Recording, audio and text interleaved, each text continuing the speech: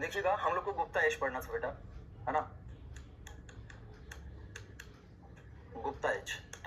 इसका टाइम क्या है 319 से 550 ईस्वी तक। ठीक है, गुप्ता एज के बारे में पढ़ना है, सभी बच्चे ध्यान देंगे, गुप्ता एज पढ़ना है। ठीक है, चलिए गुप्ता एज का टाइम देखिए 550 ईस्वी तक था, है ना। इसको जो है ये भारत का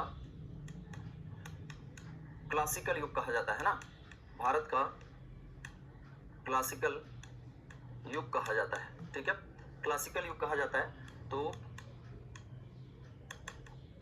क्लासिकल एज ऑफ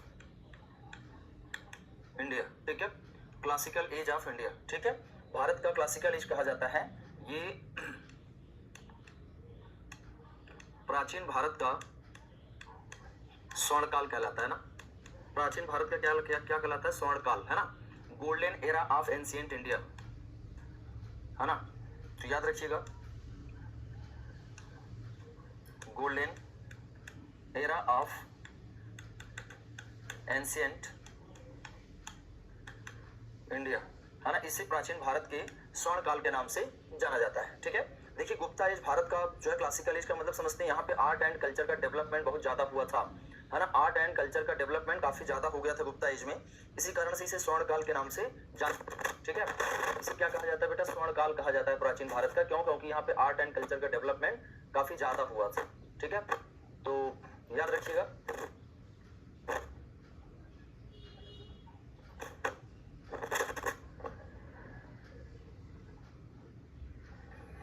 चलिए सबसे पहले यहाँ पे बात करेंगे, देखिए सोर्स की बात करेंगे ना, किसकी बात करते हैं, सोर्स की बात करेंगे, स्रोत की बात करेंगे। ठीक है, किसकी बात करेंगे, स्रोत की बात की जाएगी। ठीक है, तो सबसे पहले जो सोर्स की बात की जाएगी,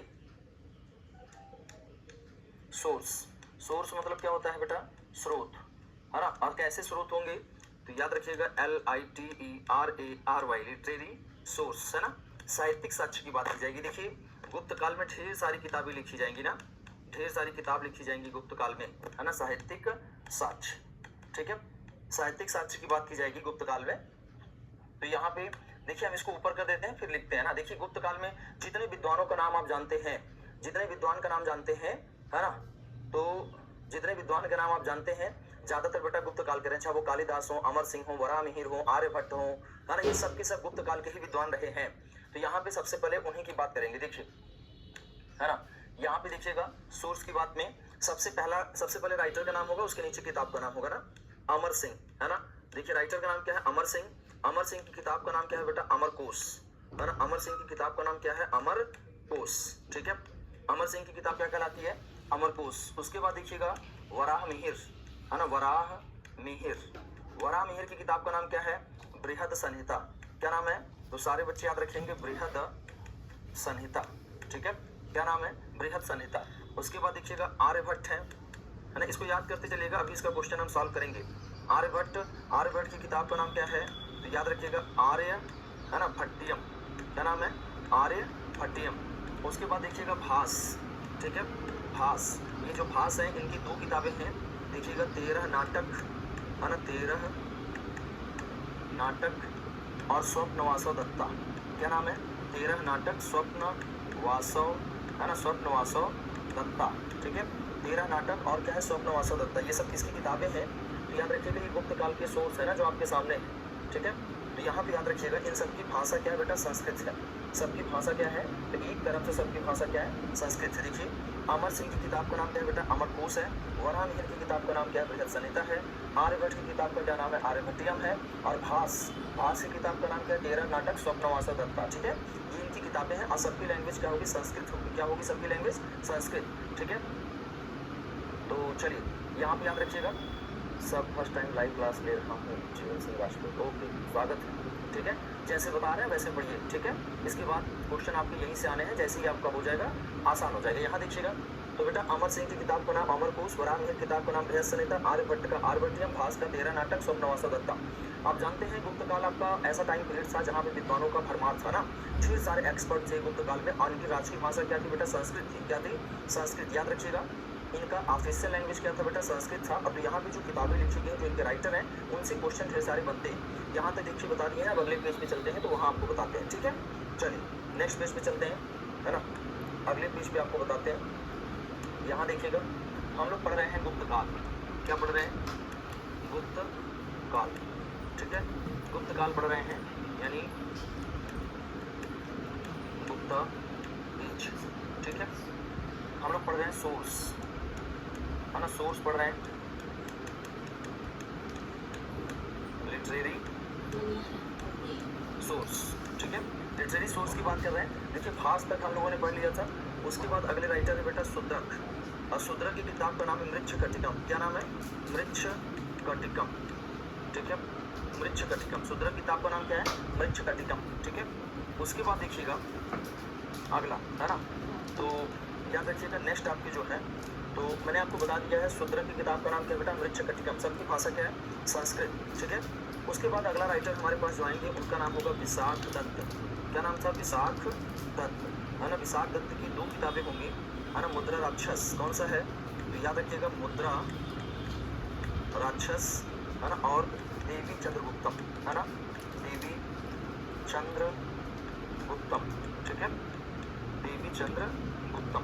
ठीक है, तो यहाँ पे याद रखिएगा मुद्रा राक्षस और देवी चंद्रगुप्तम। शूद्रक की किताब का नाम क्या है? मृच्छकटिकम। ठीक है ना। इसके बाद यहाँ पे जो किताबें बताए हैं इसको याद रखिएगा इतना, यानी यहाँ पे जो किताब बताए हैं इसको याद रखिएगा।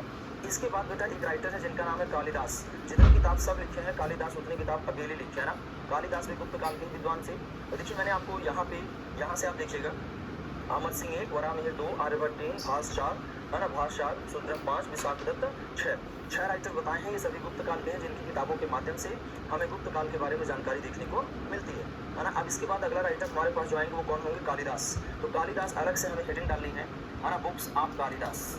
ठीक है, यहाँ पे देखिएगा बुक्स ऑफ, है ना, कालिदास। ठीक है, कालिदास की पुस्तकें, है ना, कालिदास की पुस्तकें।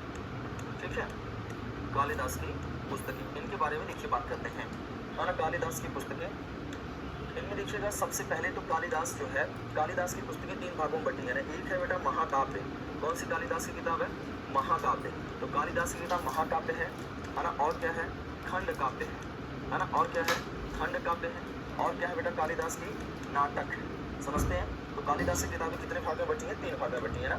यहाँ याद रखिएगा महाकाव्य कालिदास की कौन कौन संस्कृत में है सब, है ना। एक का नाम है रघुवंशम। क्या नाम है? रघुवंशम, है ना, रघुवंशम। और एक किताब का नाम है कुमार संभवम, है ना, रघुवंशम और कुमार तो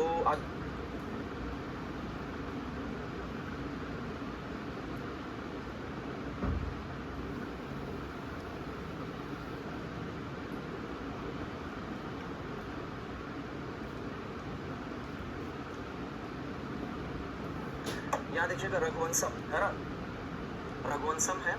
आप कुमार संभवम है ना बेटा, कौन सा है? रघुवंशम और कुमार संभवम। ठीक है, ये 2 किताबें हैं, ये दोनों किसमें आती है? महाकाव्य में। खंड काव्य कौन कौन सा है?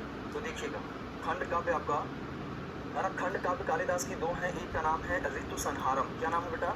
ऋतु संहारम, है ना, ऋतु संहारम। और एक किताब का नाम है मेघदूतम। कौन सा है? मेघदूतम।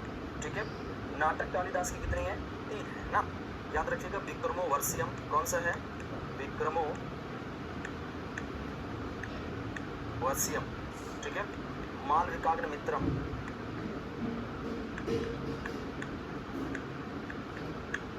मालविकाग्नि मित्रम। ठीक है, मालविकाग्नि मित्रम के बाद कौन सा है? याद रखिएगा अभिज्ञान शाकुंतलम। कौन सा है? अभिज्ञान शाकुंतलम। ठीक है, अभिज्ञान शाकुंतलम। देखिए कालिदास की सभी जो किताबें हैं बेटा संस्कृत भाषा में है। किस भाषा में है? ये सभी की सभी संस्कृत में, है ना। देखिए फिर से देखिएगा याद करने का तरीका, ये महाकाव्य, महाकाव्य मतलब बड़ा, रघुवंशम मतलब समझिएगा भगवान राम की बात की जा रही है ना, रघुवर की बात की जा रही, कुमार मतलब लक्ष्मण की बात की जा रही है। याद करने के लिए ऐसे बता रहे हैं ना। तो आपका रघुवंशम और कुमार संभव ये दोनों बड़े लोग हैं, भगवान है, तो इसमें आ जाएगा महाकाव्य में। खंड काव्य वाला जो है वो दोनों मौसम से रिलेटेड है, मौसम से। तो याद रखिएगा जहाँ मेघ होगा वहाँ ऋतु होगा, और जहाँ ऋतु होगा वहाँ मेघ होगा। तो आराम से आपको याद हो जाएगा, है ना। पूछेगा कौन सा खंड काव्य है, इनको सेपरेट करने के लिए आता है ना। तो याद रखिएगा ऋतु संहारम और मेघदूतम। ठीक है, इनको याद रखिएगा। उसके बाद बेटा विक्रमो वर्षियम, मालविकाग्नि मित्रम, अभिज्ञान शाकुंतलम। ठीक है, ये तीन की तीनों इनकी क्या है, नाटक है, ड्रामा है कालिदास के। ठीक है, तो मुझे उम्मीद है कि आपको याद हो गए होंगे। एक बार कमेंट कर दीजिएगा कालिदास की कितनी किताबें हैं। तो याद रखिएगा 3, 2, 5 और 2, 7। कितनी किताबें हैं बेटा, 7। सारी किताबें याद कर लीजिएगा। मैं बार बार आपको याद करा रहा हूँ। कालिदास की किताबें रघुवंशम है, कुमार संभवम है, मेघदूतम है, ऋतु संहारम है, अभिज्ञान शाकुंतलम है, विक्रमोर्वशीयम है, मालविकाग्निमित्रम है। कितनी किताबें हैं, 7 किताबें हैं। और सभी की भाषा क्या होगी, संस्कृत होगी। कौन सी भाषा होगी, संस्कृत। कालिदास के बारे में कहा जाता है 1 नंबर के मूर्ख आदमी थे, लेकिन बाद में इनको जो है माँ काली का आशीर्वाद प्राप्त हो जाता है। और माँ काली का आशीर्वाद प्राप्त होने के बाद ये प्रकांड विद्वान बन जाते हैं। इनकी पत्नी का नाम था विद्वत्मा। उन्होंने इनको कुछ बोल दिया था, पत्नी झटका खाने के बाद बहुत लोग महान बने हैं। याद रखिएगा कालिदास भी उनमें से एक है ना। और बाकी इधर वाले जो विद्वान बताए थे ये तो आपको याद ही रखना है कि विशाख दत्त की किताब का नाम क्या है, मुद्रा राक्षस, है ना। और क्या है, देवी चंद्रगुप्तम, 2 किताबें हैं, है ना। और शुद्र की किताब का नाम क्या है, मृच्छकटिकम, है ना। ये सबसे दुखांत नाटक है। मृच्छकटिकम का मतलब होता है खिलौना गाड़ी, है ना। ये संस्कृत भाषा की किताबें हैं। इसके पहले मैंने आपको यहाँ पे बता रखा था, है ना, यहाँ पे बता रखा था अमर सिंह की किताब का नाम था अमरकोश। वराहमिहिर की किताब का नाम था बृहद संहिता। आर्यभट्ट की किताब का नाम था आर्यभट्टियम, है ना। भास की किताब का नाम था 13 नाटक और स्वप्नवास दत्ता। ये जो किताबें हैं वेरी वेरी इंपॉर्टेंट। अब इसके आगे इनकी स्टोरी आपको बताते हैं, है ना। तो चलिए आगे स्टार्ट करते हैं। यहाँ पे देखिएगा बुक्स ऑफ कालिदास के बाद नेक्स्ट आगे बढ़ते हैं। देखिए हम लोग पढ़ रहे हैं, कौन सा टॉपिक पढ़ रहे हैं, तो आप जानते हैं कि हम लोग जो है पढ़ रहे हैं गुप्ता एज, है ना। ध्यान से देखिएगा, इसका टाइम बार बार टाइम इसलिए लिख रहे हैं कि आपको याद हो जाए ना। 319 से 550, है ना, ईस्वी तक। ठीक है बेटा, 319 से 550 ईस्वी तक था। ठीक है, तो जो गुप्त काल है, गुप्त, देखिए इनके बारे में गुप्त शासक पहले कुषाणों के सामंत थे। पहले कुषाणों के सामंत थे। इसका मतलब क्या होता है, इसका मतलब ये होता है कि बेटा ये पहले कुषाणों के अंडर में काम करते। सामंत का मतलब होता है किसी बड़े राजा के अंडर में काम करने वाले छोटे राजा को क्या बोला जाता है, सामंत कहते हैं ना।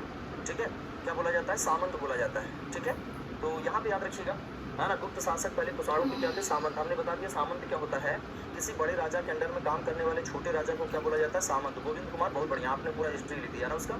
चलिए ठीक है, यहाँ पे ये पहले कुषाणों के क्या थे बेटा, सामंत थे। ठीक है, सामंत आप समझते हैं, किसी बड़े राजा के अंडर में काम करने वाले को क्या कहा जाता है, गुप्त शासक। पहले कुषाणों के क्या थे, सामंत थे। ठीक है, चलिए आगे बढ़ जाते हैं, है ना। आगे बताते हैं आपको जो गुप्त वंश है, इसका जो पहला शासक है ना, तो याद रखिएगा गुप्त वंश का जो संस्थापक है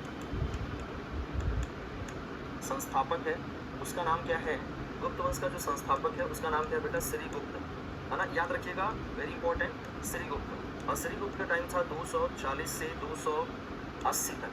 ठीक है, याद रखिएगा 240 से 280 तक कौन था बेटा, श्रीगुप्त था, है ना। और जो श्रीगुप्त है 240 से, इसकी टाइटल क्या थी, इसकी टाइटल थी, है ना, इसकी उपाधि थी महाराज, है ना। तो याद रखिएगा आपसे पूछेगा इनकी उपाधि क्या थी, तो इनकी उपाधि क्या थी बेटा, महाराज। इनके बारे में ज़्यादा कुछ है नहीं, बस इतना याद रखिएगा। बार बार ये क्वेश्चन आता है कि who was the founder of the Gupta ruler, या who was the founder of the Gupta dynasty. तो आपको बताना है कि Srigupta was founder of the Gupta dynasty. Gupta वंश का संस्थापक कौन था बेटा, श्रीगुप्त था। कौन सा, श्रीगुप्त था। इसका टाइम कुछ पूछा नहीं जाएगा, लेकिन मैंने लिख दिया है 240 से 280 तक।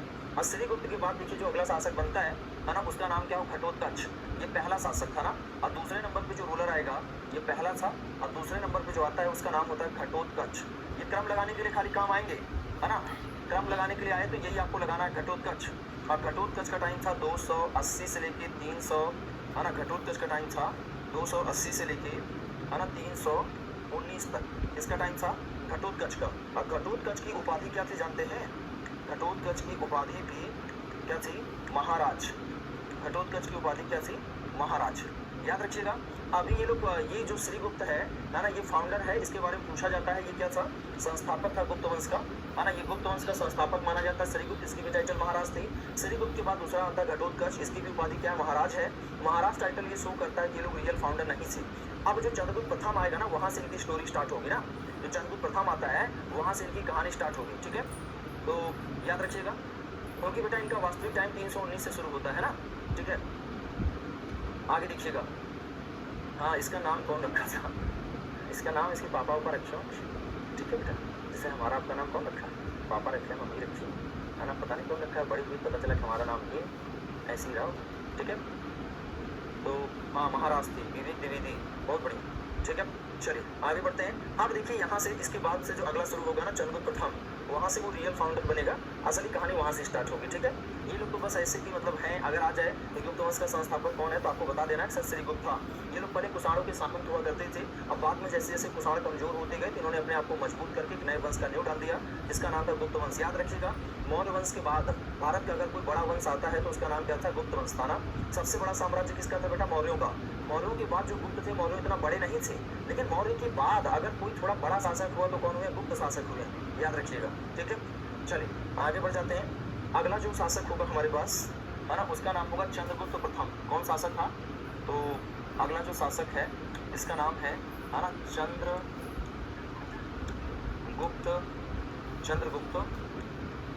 प्रथम। ठीक है, चंद्रगुप्त प्रथम, इसका टाइम था 319 से लेके 335 तक।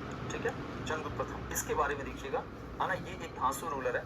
ठीक है, चंद्रगुप्त प्रथम, देखिए जो चंद्रगुप्त प्रथम है 319 से 335 तक, चंद्रगुप्त प्रथम ये गुप्त वंश का वास्तविक संस्थापक है ना, गुप्त वंश का वास्तविक संस्थापक। ठीक है, वास्तविक संस्थापक। ठीक है, गुप्त वंश का वास्तविक संस्थापक, real founder of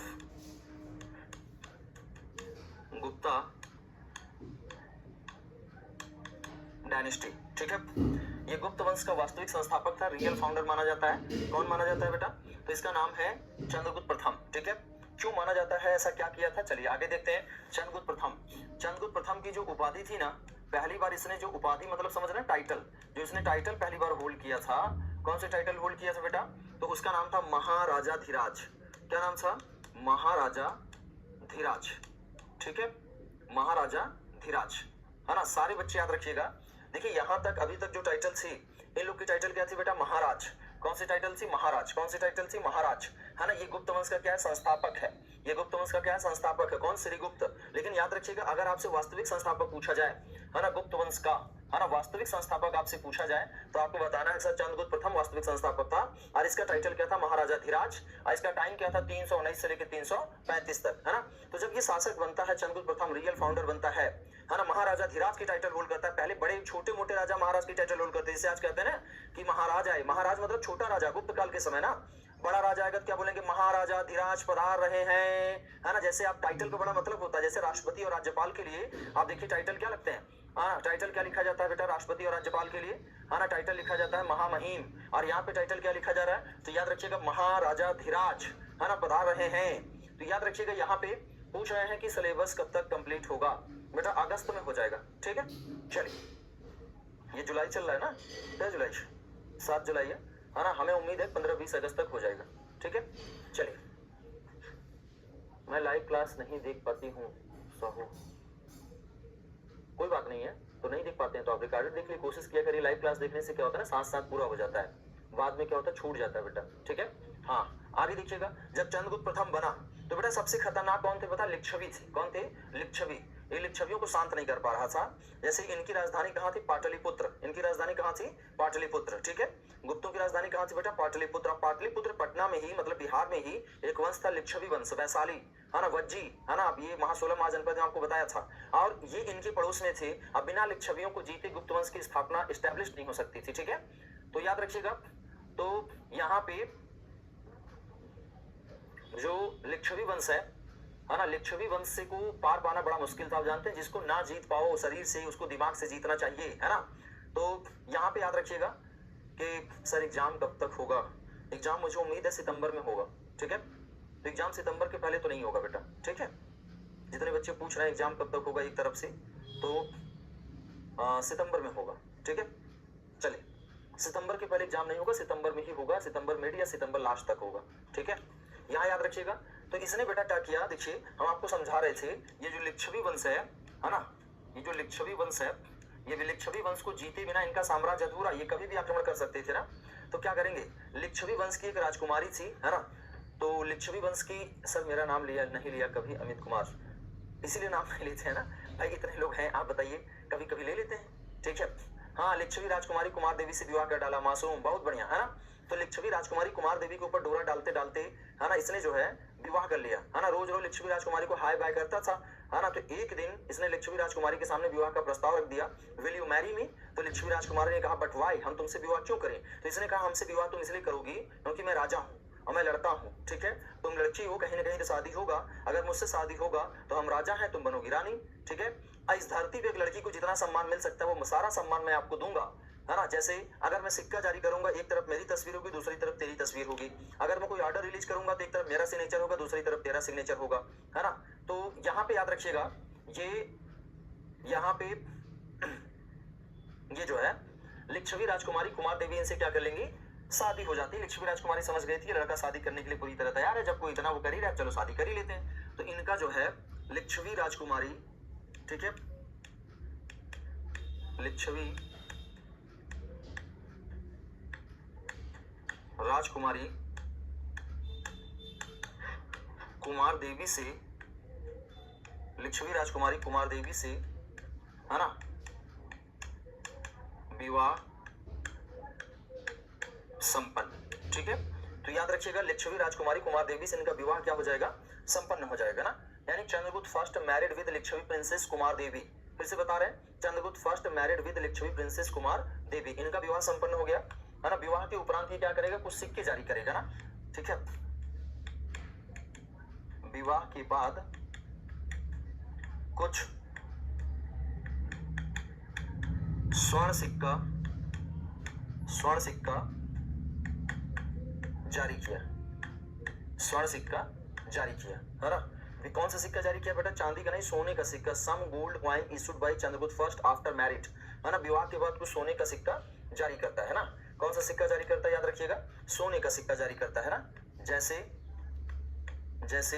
Raja Rani प्रकार का सिक्का, राजा रानी प्रकार का सिक्का, राजा रानी प्रकार का सिक्का, ठीक है। राजा रानी प्रकार का सिक्का जारी करेगा, है ना, पहला। और दूसरा क्या करेगा, तो याद रखिएगा दाम्पत्य प्रकार का सिक्का, है ना, दाम्पत्य प्रकार का सिक्का, है ना, याद रखिएगा यहाँ पे। तो बेटा ये सिक्के कैसे थे, याद रखिए कि स्वर्ण सिक्के थे। कैसा सिक्का जारी करता है, स्वर्ण सिक्का जारी करता है ना चंद्रगुप्त फर्स्ट। तो ये राजा रानी प्रकार का, दाम्पत्य प्रकार का सोने का सिक्का जारी करता है कौन, चंद्रगुप्त फर्स्ट। अपने विवाह को यादगार बना दिया था ना। तो चलिए यही बात मेरे चलिए नीरज पटेल सेटिंग के जरिए, यहाँ देखिएगा ये बेटा चंद्रगुप्त प्रथम के बारे में था। चंद्रगुप्त प्रथम से, अब सोचिए चंद्रगुप्त प्रथम इतना महान राजा, है ना, इनकी मम्मी, इनकी पत्नी इतनी महान है, जो पैदा हुआ होगा इनसे, है ना, नया संतान, है ना, वो तो और महान होगा। और जो इनका संतान होगा उसका नाम था समुद्रगुप्त। जी हाँ, महान मम्मी महान पापा, तो जो पैदा हुआ बहुत महान पैदा हुआ था, है, ठीक है। तो यहाँ पे याद रखिएगा। तो अरे भाई सब आएंगे, है ना। ये आयुष अवस्थी क्या लिख रहे हो, कुमार गुप्त इसमें नहीं आया है क्या, कुमार गुप्त अभी आगे आएगा, अभी तो पैदा ही नहीं हुआ है ना। मतलब जैसे जैसे पढ़ा रहे हैं वो आप क्यों नहीं देखते हैं। आयुष अवस्थी ऊपर से लिख रहे हो, रिप्लाई सर क्यों नहीं कर रहे हैं, क्या रिप्लाई करें जब कुमार गुप्त पूछ रहे, कुमार गुप्त अभी आएगा। तो बेटा जैसे बता, अभी कुमार गुप्त, अभी तो चंद्रगुप्त प्रथम है, इसके बाद समुद्रगुप्त आएगा, समुद्रगुप्त के बाद आपका रामगुप्त आएगा, है ना, रामगुप्त के बाद चंद्रगुप्त द्वितीय आएगा, चंद्रगुप्त द्वितीय के लड़का होगा ना कुमार गुप्त, कभी आ जाएगा, ठीक है। चलिए ये अभिषेक पासवान, है ना, जब से आए 7 बजे से लिख रहे हैं, गुरुजी पहले स्टोरी सुनाया करिए फिर लिखवा दीजिए, है ना। जब हम बता रहे हैं बीच बीच में लिखवाते चल रहे हैं, स्टोरी सुनाते चल रहे हैं, खाली स्टोरी सुना दे यहाँ तो जाएगा, है। हम लोग भी महान है सर, ठीक है। चलिए यहाँ पे आगे देखिएगा, जब बैठे हो कॉपी किताब लेके, तो बेटा जैसे जैसे चल रहा वैसे पढ़ते चलो, टॉपिक खत्म हो जाएगा, सारे क्वेश्चन आपके खत्म हो जाएंगे, फिर हम खुद ही क्वेश्चन करा देते हैं, है ना। आप ध्यान पढ़ाई पे दीजिए, ठीक है, तभी आपके दिमाग में बैठेगा, ठीक है। चलिए चंद्रगुप्त प्रथम, चंद्रगुप्त प्रथम के बाद अगला रूलर कौन आएगा बेटा, तो देखिए चंद्रगुप्त प्रथम के बाद अगला रूलर कौन आएगा, समुद्रगुप्त। कौन आता है, समुद्रगुप्त। और समुद्रगुप्त का जो टाइम होगा, है ना, वो 335 से लेके 375 तक होगा ना, समुद्रगुप्त, याद रखिएगा। समुद्रगुप्त के पिता कौन है, पूरी दुनिया जानती है, चंद्रगुप्त फर्स्ट। कौन है, चंद्रगुप्त प्रथम, चंद्रगुप्त प्रथम, ठीक है। और इसकी माता का नाम क्या है, तो माता का नाम क्या है बेटा, कुमार देवी। माता का नाम क्या है, कुमार देवी। माता का नाम क्या है, कुमार देवी, ठीक है। इस चीज को याद रखिएगा, ठीक है, चंद्रगुप्त प्रथम और क्या है, कुमार देवी, पिता हो गए और माता हो गया। समुद्रगुप्त के बारे में जो जानकारी का स्रोत है सबसे अच्छा, है ना, जो सबसे अच्छा जानकारी का स्रोत है ना, सोर्स, स्रोत मतलब क्या होता है बेटा, सोर्स, सबसे अच्छा जो जानकारी का स्रोत है समुद्रगुप्त के बारे में, है ना, वो कौन सा है, तो याद रखिएगा प्रयाग प्रशस्ति। कौन सा है, प्रयाग प्रशस्ति, है ना, प्रयाग प्रशस्ति, ठीक है। तो समुद्रगुप्त के बारे में जानकारी का सबसे बढ़िया स्रोत कौन सा है, प्रयाग प्रशस्ति। ये प्रयाग प्रशस्ति कहाँ है, तो याद रखिएगा इलाहाबाद। इलाहाबाद अब इसका नाम बदल के कर दिया गया प्रयागराज, ठीक है। ये प्रयाग प्रशस्ति जो है ये याद रखिएगा किसके द्वारा लिखा गया, ये बेटा लिखा गया है हरिसेन। किसके द्वारा लिखा गया है, हरिसेन के द्वारा लिखा गया। हरिसेन कौन थे, ये समुद्रगुप्त के दरबारी कवि है ना, कौन से कवि हैं, दरबारी कवि, ठीक है, कोर्ट पोएट, ठीक है। प्रयाग प्रशस्ति का देखिएगा, इस प्रयाग प्रशस्ति की भाषा क्या है, तो बेटा इसकी भाषा कौन सी है, संस्कृत। ये इंपॉर्टेंट है प्रयाग प्रशस्ति, है ना, ये इसका अभिलेखी साक्ष्य है, याद रखिएगा, है ना। इसका जो भाषा है बेटा वो क्या है, संस्कृत, और जो शैली है वो कौन सी है, चंपू। शैली कौन सी है, तो याद रखिएगा चंपू शैली है। चंपू क्या होता है ना, चंपू का मतलब होता है बेटा गद्य और प्लस पद्य। जो गद्य और पद्य दोनों में लिखा जाए उसे क्या बोलते हैं, चंपू बोलते हैं ना। तो यहाँ पे याद रखिएगा प्रयाग प्रशस्ति, है ना, प्रयाग प्रशस्ति, ठीक है। जो प्रयाग प्रशस्ति है हरिसेन ने लिखा है, संस्कृत भाषा में लिखा है, चंपू शैली में लिखा है ना, प्रयाग प्रशस्ति, ठीक है। प्रयाग प्रशस्ति याद रखिएगा, समुद्रगुप्त जो है इसे भारत के नेपोलियन के नाम से जाना जाता है ना। इसे क्या कहा जाता है, भारत का नेपोलियन कहा जाता है। इसने जीवन में जितना युद्ध लड़ा था ऐसा माना जाता है कोई हारा नहीं था, ठीक है। तो यहाँ पे याद रखिएगा, ठीक है, चलिए, ठीक है। समुद्रगुप्त को भारत का नेपोलियन कहा जाता है। क्या कहा जाता है, समुद्रगुप्त को भारत का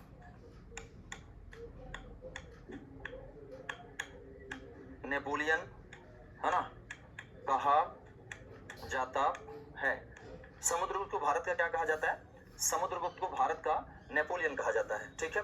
तो याद रखिएगा समुद्रगुप्त को भारत का नेपोलियन कहा जाता है।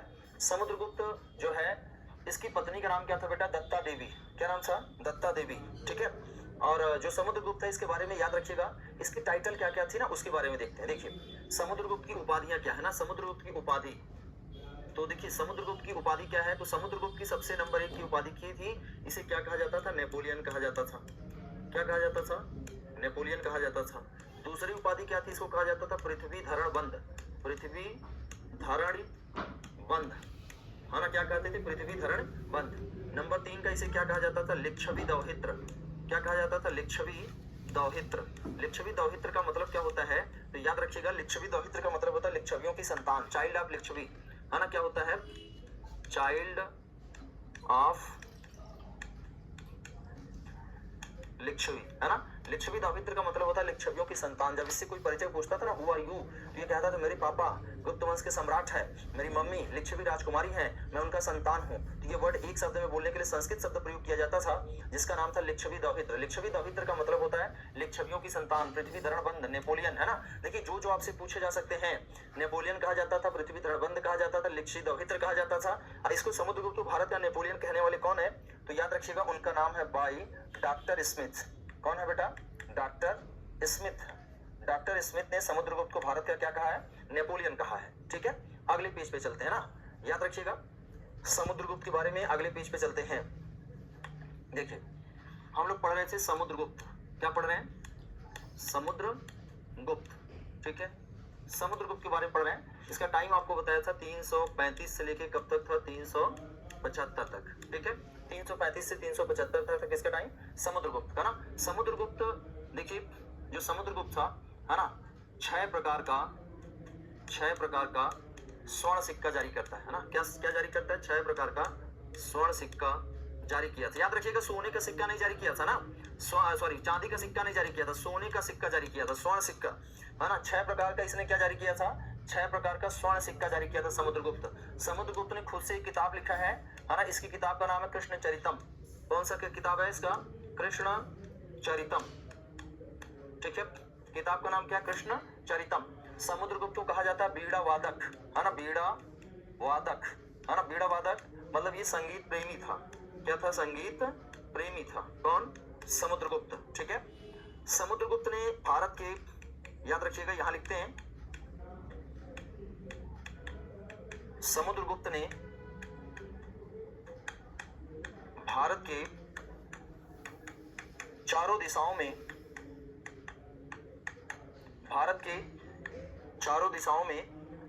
सफल विजय अभियान किया था, है ना, सफल विजय अभियान किया था, है ना, विजय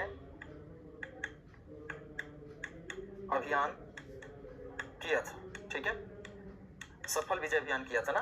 तो यहाँ पे याद रखिए समुद्रगुप्त ने भारत की चारों दिशाओं में सफल, है ना, विजय अभियान किया था, है ना। सभी दिशाओं का मतलब समझते हैं, उत्तर में भी किया था और दक्षिण में भी किया था, है ना। इसके उत्तर विजय को आर्यावर्त कहा गया है, ठीक है। देखिए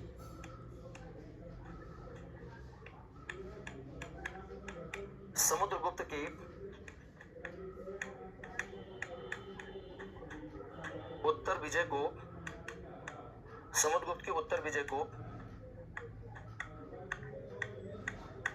आर्यावर्त विजय कहा गया है, ठीक है। तो अगर पूछा जाए आर्यावर्त विजय किस विजय कहा गया, कमेंट कर दीजिएगा सारे बच्चे, है ना। अगर उत्तर भारत का विजय करेगा, है ना, उत्तर विजय को मतलब उत्तर भारत का अभियान करेगा, जैसे मान लीजिए अभियान है ना, उत्तर भारत में करेगा तो इसको कौन सा विजय बोलेगा, आर्यावर्त बोलेगा ना। दक्षिण विजय का उद्देश्य सर खाली धन प्राप्त करना था, इस चीज को याद रखिएगा, ठीक है। और इसने विदेश में भी शादी किया था, विदेश में शादी करके जानते पॉलिसी निकाला था, कन्योपायन मोक्ष अनुग्रहण पॉलिसी, ठीक है। अपनी अपनी कन्याओं को हमारे हवाले करके मोक्ष की प्राप्ति कर लीजिए, और हम जबरदस्ती आपको मोक्ष दे देंगे। विदेशी कन्याओं से विवाह करना इसका चार्म था, ठीक है। ये अपने पापा से प्रभावित था ना, इसके पापा भी तो लिच्छवी राजकुमारी कुमार देवी से विवाह किए थे, तो ये बेटा विदेशी कन्याओं से विवाह करके अपनी सीमाओं को सुरक्षित रखना चाहता था, कौन, समुद्रगुप्त। और इसका उत्तर विजय का उद्देश्य क्या था, अपने साम्राज्य का विस्तार, और दक्षिण विजय का उद्देश्य इसका क्या था, धन की प्राप्ति। इसको जो याद रखिएगा, दक्षिण विजय के राज्यों को बस अपने दरबार में बुलाता था, माफी मंगवाता था, उनसे पैसा लेता था और उनको छोड़ देता था, बहुत बढ़िया अंक था। नॉर्थ विजय को आर्यावर्त विजय कहा जाता था, वेरी गुड, ठीक है। तो चलिए, हाँ, आर्यावर्त विजय कहा जाता था। तो ये जो है उत्तर भारत की पूरा विजय करता है, दक्षिण भारत का विजय करता है, उत्तर भारत का विजय 2 बार करता है, दक्षिण भारत के कई राजाओं को हराता है, विदेश का अभियान करता है। ऐसा कुछ नहीं था जो समुद्रगुप्त ने छोड़ा हो, इसी कारण से बेटा इसे भारत के नेपोलियन के नाम से जाना जाता है। समुद्रगुप्त देखिए किताब भी लिख रहा है, सोने का सिक्का भी जारी कर रहा है, 6 प्रकार का सोने का सिक्का जारी करता है। और इसे बीड़ा वादक है ना, कहा गया बीड़ा वादक, इसे संगीत प्रेमी। अगर आपसे पूछा जाए कि संगीत प्रेमी कौन सा सम्राट था, गुप्त सम्राट, तो आपको बताना संगीत प्रेमी कौन था, समुद्रगुप्त था। अच्छा मुझे ये बताइए, जब पापा इतने महान है, मम्मी इतनी महान है ना, इनकी पत्नी का नाम क्या था बेटा, दत्ता देवी। क्या नाम था, दत्ता देवी, है ना, क्या नाम था, दत्ता देवी। चाणक्य वाला चंद्रगुप्त और ये वाला चंद्रगुप्त अलग है। अब देखिए रुद्र का ना, गजब क्वेश्चन आया है, ठीक है भाई। चाणक्य वाला वो चंद्रगुप्त मौर्य था, और ये आपका जो है चंद्रगुप्त प्रथम है, दोनों में अंतर नहीं है बेटा। उसका टाइम क्या था, 322 से 298, इसका टाइम है ना 300, समुद्रगुप्त का टाइम क्या 335 से 375 तक है, अलग नहीं है। जितने बच्चे देख रहे हैं तो हाँ, समुद्रगुप्त जबरदस्ती विदेशी कन्याओं को लेकर वहां के लोगों को मोक्ष देता था। हाँ बिल्कुल, मोक्ष देना समझते हैं ना, मतलब बेटा उनको बख्श देता था, हमसे शादी करके अपना दोस्ती कर लीजिए, है ना, आपका काम हो जाएगा, हम आपके ऊपर आक्रमण नहीं करेंगे, ठीक है। चलिए, हाँ बिल्कुल सही कर रहे हैं। दत्ता देवी, क्या नाम था, दत्ता देवी। समुद्रगुप्त जो था इसकी पत्नी का नाम क्या था, है ना, तो समुद्रगुप्त जो थी इनकी पत्नी का नाम क्या था, पत्नी का नाम था, है ना, दत्ता देवी। क्या नाम था, दत्ता देवी, ठीक है। समुद्रगुप्त की पत्नी का नाम क्या था, दत्ता देवी, ठीक है। और इसके जो पुत्र थे समुद्रगुप्त के, है ना, जो पुत्र थे समुद्रगुप्त के, उनका नाम क्या था, समुद्रगुप्त का जो पुत्र था उसका नाम था रामगुप्त। क्या है, रामगुप्त। और क्या, चंद्रगुप्त द्वितीय। कौन सा है, चंद्रगुप्त द्वितीय, ठीक है। आप भी ऐसे लिख लीजिएगा, मान लीजिए कभी पूछ ही ले तो आपको पता होना चाहिए। अगर आपसे पूछा जाए समुद्रगुप्त के बारे में जानकारी देने का सबसे बेहतरीन स्रोत क्या है, तो आप क्या बताएंगे सर, प्रयाग प्रशस्ति। प्रयाग प्रशस्ति कौन लिखता है, हरिसेन लिखता है। कहां से मिला, इलाहाबाद के किले में रखा गया है। किस भाषा में, संस्कृत में है। भारत का नेपोलियन कौन है बेटा, समुद्रगुप्त। हमारे साथ साथ याद कर लीजिएगा, ठीक है। तो याद रखिएगा इसकी उपाधि क्या थी, नेपोलियन थी, धरणबंध थी, लिच्छवी दौहित्र था, है ना, पृथ्वी व्याम था। समुद्रगुप्त ने कई उपाधियां धारण किया था, ठीक है। इसने उत्तर भारत दक्षिण भारत का विजय, है ना, पूर्व पश्चिम जंगली सभी प्रकार के विजय कर डाला था, कुछ छोड़ा नहीं था समुद्रगुप्त ने, ठीक है। पूरा उत्तर भारत समुद्रगुप्त के अंडर में आ चुका था, है ना। यहाँ पे याद रखिएगा इसके बाद इनका जो लड़का पैदा हुआ ना, वो पता नहीं कैसे एकदम बेकार पैदा हो गया, है ना, रल्लू टाइप का पैदा हो गया, ठीक है। तो यहाँ पे हमारा कहने का मतलब है इनका जो लड़का था रामगुप्त, वो उतना महान नहीं था, बिल्कुल महान नहीं था। रामगुप्त के जीवन में सबसे बड़ी उपलब्धि थी, पत्नी एकदम बढ़िया पाया था, लल्लन टाप, है ना। रामगुप्त ऐसी पत्नी पाया था जिसकी चर्चा बड़ी दूर दूर तक थी, ठीक है। अब अपनी पत्नी के कारण ही वो चर्चा में रहते थे और कोई उनके अंदर खास बात नहीं थी, ठीक है। तो देखिए यहां तक बताए हैं, इसके आगे की स्टोरी जो है बेटा कल बताएंगे ना, इसके आगे की स्टोरी जो है कल कंटिन्यू करेंगे। आज की क्लास यहीं पे समाप्त करनी पड़ेगी, ठीक है बच्चों। तो चलिए आज की क्लास समाप्त करते हैं, कल कंटिन्यू करेंगे। धन्यवाद, नमस्कार, बाय बाय, ठीक है। समुद्रगुप्त की कितनी पत्नी थी, अब जो भी बताएंगे कल चर्चा करेंगे, ठीक है। हाँ आगे कल करेंगे। धन्यवाद, नमस्कार, बाय बाय, स्वस्थ रहिए, मस्त रहिए, पढ़ते रहिए, ठीक है। आगे कल करते हैं, ठीक है। Bye bye.